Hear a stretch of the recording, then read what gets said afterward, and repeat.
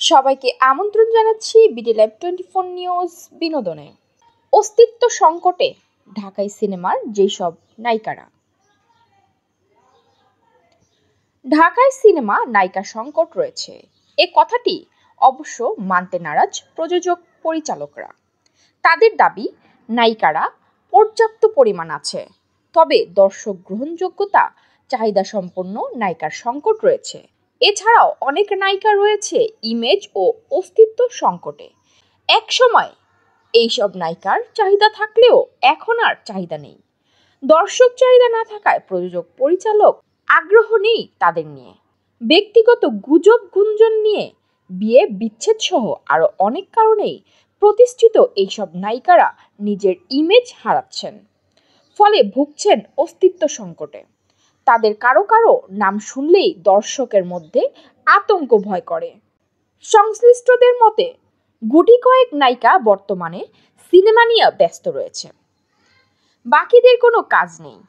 আলোচনায় থাকতে নানান ব্যক্তিগত ইস্যু সামনে নিয়ে আসেন। 90 দশকের পর্দা কাঁপানো মৌসুমী, শাবনূর, পপি, পূর্ণিমাদের মতো নায়িকা এখন আর তৈরি হচ্ছে না। যারা কিছুটা অবস্থান তৈরি করেছিলেন তাদের মধ্যে অনেকেই এখন অভিনয়ে মনোযোগ নেই, ব্যক্তিগত জীবন নিয়ে তারা বেশি ব্যস্ত। এই কারণেই নায়িকার সংকট তৈরি হয়েছে। কিন্তু তাদের প্রধান নায়িকা করে সিনেমা বানিয়ে লোকসানের পাল্লা আর ভারী করতে চান না প্রযোজকরা।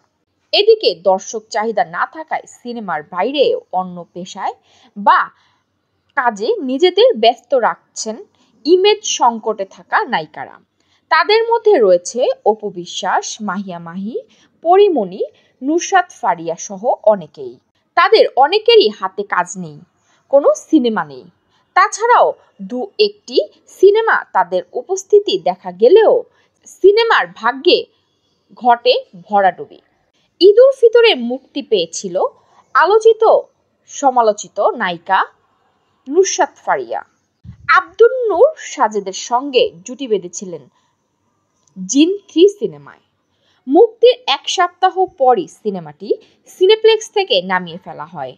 ঈদের ব্যর্থ 3 নায়িকার তালিকায় রয়েছে এই নায়িকার নাম। এছাড়াও দীর্ঘদিন পর একটি সিনেমা মুক্তি পেলেও দর্শক চাহিদা না থাকায় সিনেমার কপালে লাগে শনিদশা। সর্বশেষ এই অভিনেত্রীকে দেখা যায় মুজিব একটি জাতির রূপকারের নাম একটি সিনেমায়। সে সিনেমায় শেখ হাসিনার চরিত্রে অভিনয় করেছেন এই অভিনেত্রী।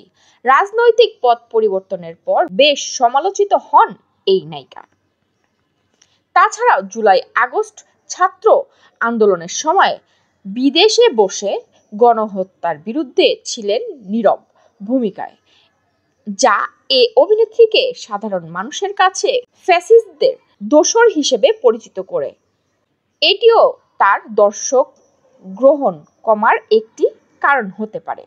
এদিকে এ অভিনেত্রীর অভিনীত আরও একটি সিনেমা রয়েছে মুক্তির অপেক্ষায়। ফুটবল 71 নামে এই সিনেমাটিতেও নাম পরিবর্তন করা হয়েছে।